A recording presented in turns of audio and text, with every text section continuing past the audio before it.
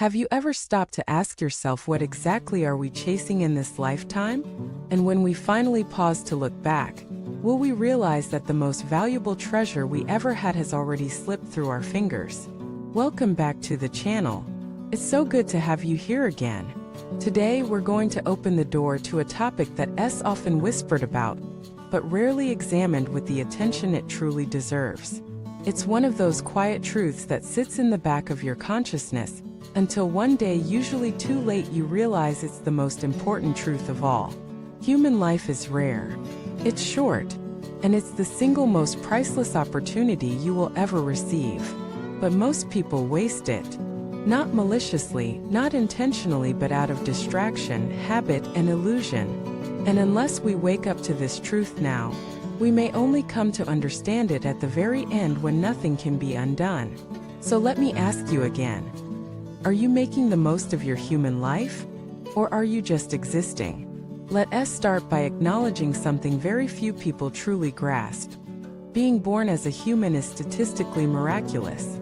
If you zoom out and look at the scale of all life forms in the universe, plants, bacteria, insects, animals, spirits, and dimensions beyond, being born as a human, with the capacity for thought, reflection, self-awareness, and spiritual growth, is rarer than most can imagine. In ancient Buddhist texts, there is a metaphor. Imagine the whole world is one vast ocean, and floating on it is a single wooden yoke. Now imagine a blind sea turtle that surfaces once every 100 years. The odds of that turtle poking its head through that yoke are the odds of being born human. You didn't win the lottery. You won the jackpot of existence. So why are you wasting it chasing what doesn't matter? Let us be honest. Many of us spend our days arguing over trivial things, scrolling endlessly on screens, caught in drama, obsession, comparison, and consumerism. We fight for jobs we don't like, buy things we don't need, and live lives that don't reflect our values. And then we wonder why we feel empty. But if you step back, breathe deeply, and look at your life as if it were given to you by the universe on loan, you start to see things differently. You were given eyes to witness beauty. You were given a heart to feel deeply. You were given hands to create, to serve, to love. What are you doing with them? There is a famous quote. Most men die at 25 but aren't buried until 75. Think about that. How many people have simply stopped living even though they're technically alive?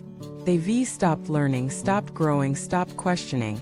Life becomes a loop of work, chores, social media, sleep, repeat. But this life, this single miraculous opportunity, is not meant to be sleepwalked through. It's meant to be used. So what does it mean to use your life well? Starts with awareness. You have to wake up. Wake up to how short life is. Not in a fearful way, but in a sacred way. Every breath is one less. Every sunrise is one more chance. Every relationship is a classroom. Every difficulty is a teacher. And every joy is a whisper from the divine reminding you, you are alive.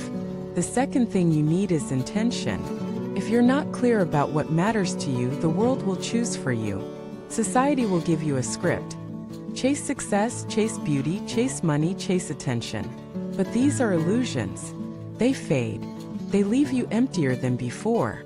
Your life isn't about what you collect. It's about what you create, how you contribute, who you become. Let me tell you a story. There was a man who worked his entire life to buy a luxury car. He skipped vacations, sacrificed relationships, and endured years of stress just to reach that goal. The day he bought the car, he felt euphoric for about an hour. Then the feeling vanished.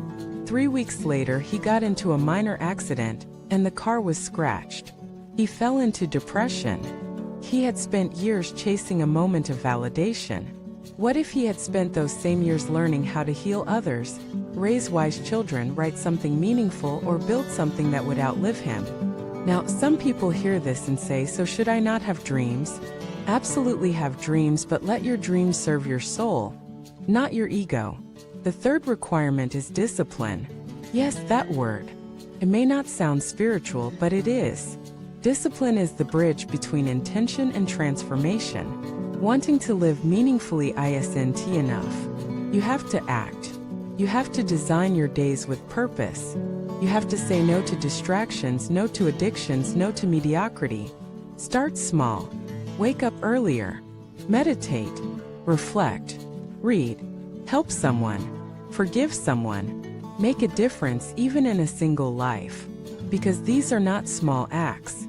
They are the threads that weave your life into something sacred. Let us talk about regret. Do you know what hospice nurses say is the most common regret of the dying? I wish I'd lived a life true to myself, not the life others expected of me. Not I wish I made more money. Not I wish I bought that bigger house. Not even I wish I worked harder. No, people regret the love they didn't give, the dreams they didn't chase, the silence they didn't break, the apologies they didn't make.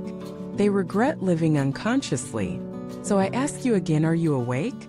Because one day your story will end. And when that moment comes, what will flash before your eyes?